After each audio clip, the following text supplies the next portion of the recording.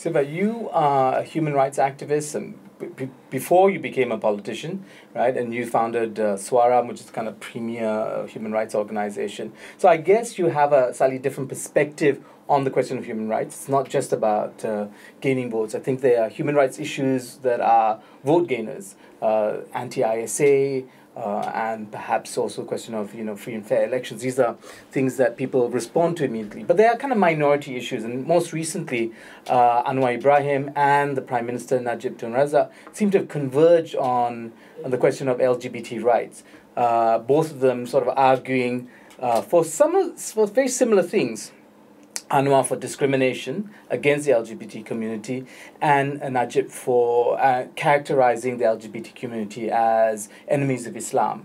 Now, this is a very strange convergence. I wonder, as a someone with a human rights perspective, how do you see this? Well, first, a quick response on the human rights aspect of the political position that Pakatan takes. I think we mustn't underestimate the resonance that democracy issues, maybe not human rights per se, but democracy issues, I think have a strong resonance for a lot of people in Malaysia. People want freedom, people want more democratic space. But do they understand what it really entails?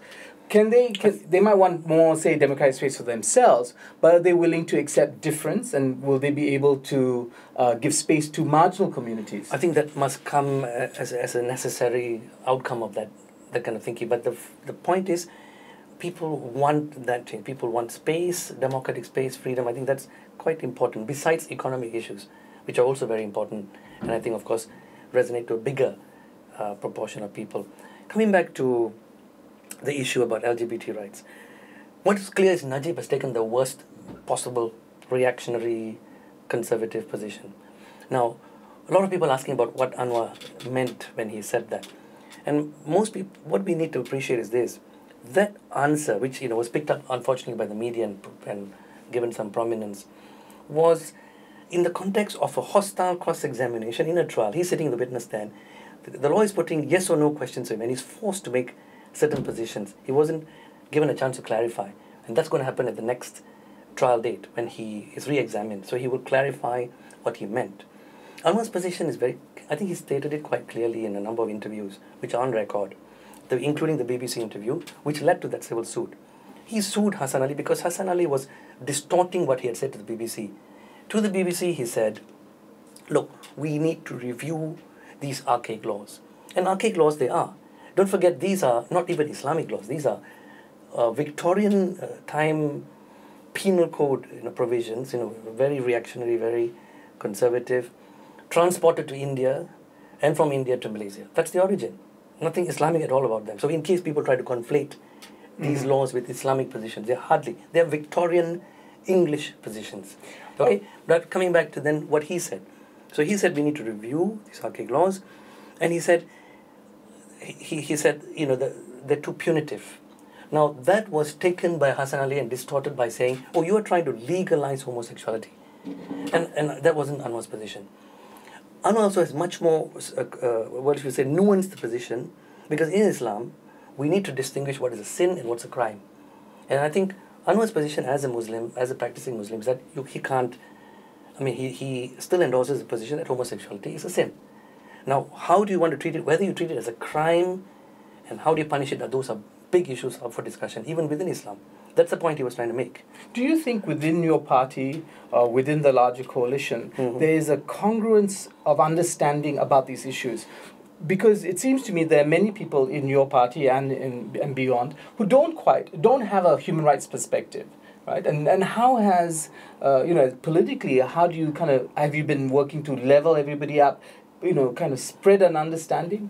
Well, the common platform, the common policy document, which is our Buku Jingga, the Orange Book, has a very clear, articulated position on human rights. At least the core human rights are all dealt with there.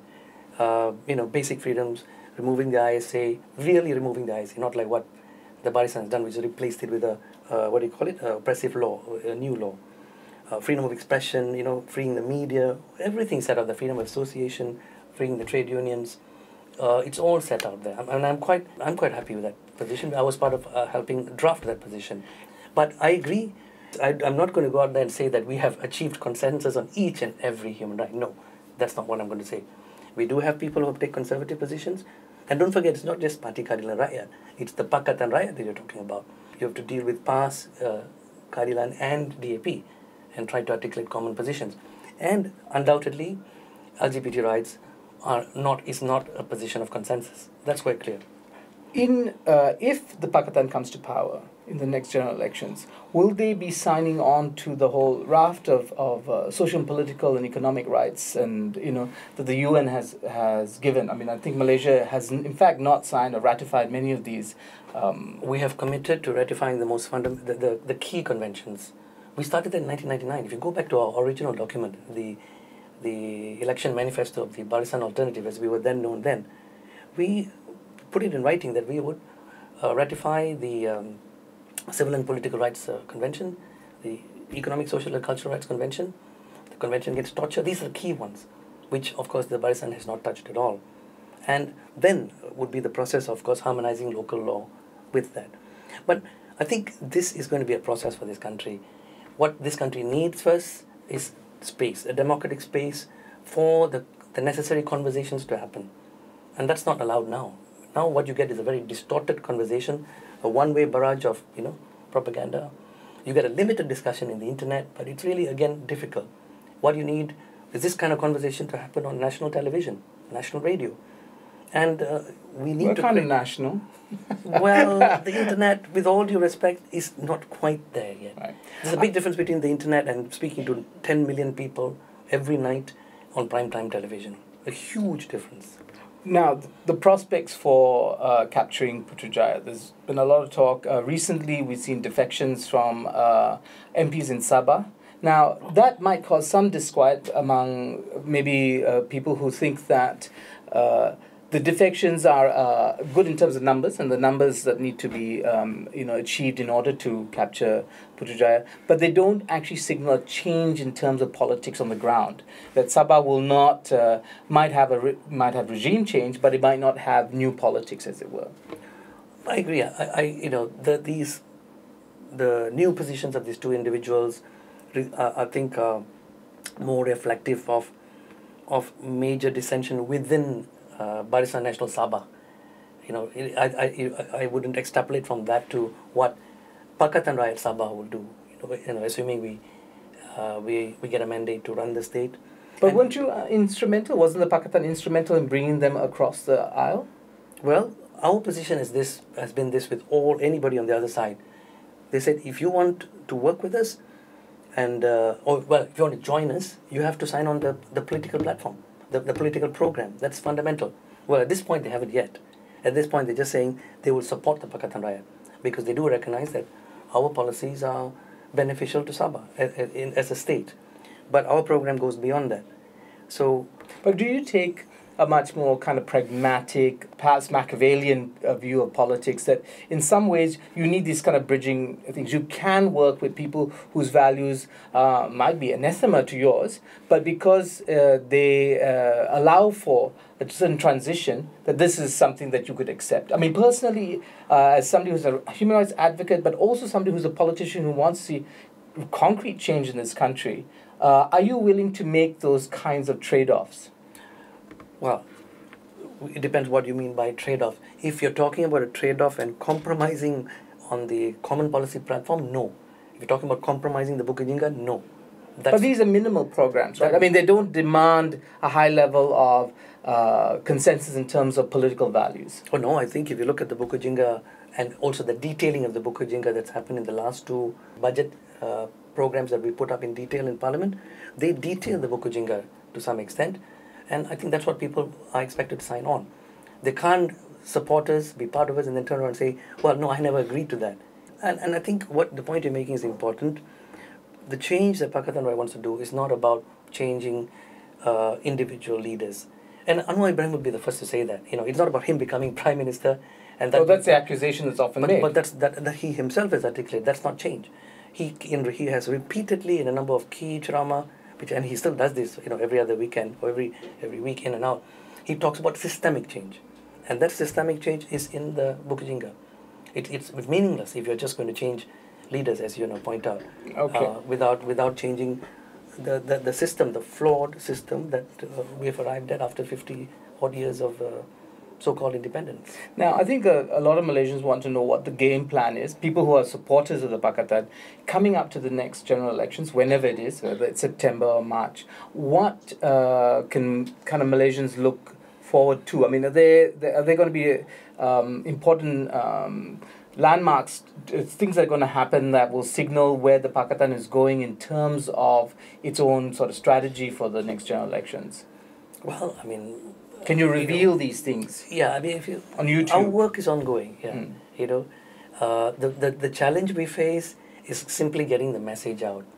We are faced with incessant distortions of our message, false propaganda about us, and constantly. This is a daily process, weekly process, and the burden is on us now to go to the ground regularly, and that's the constant work that Anwar does and a host of Pakatan leaders do on a daily, weekly basis, going to the ground, speaking to hundreds and thousands of people to try to present the correct picture, and that's a constant process.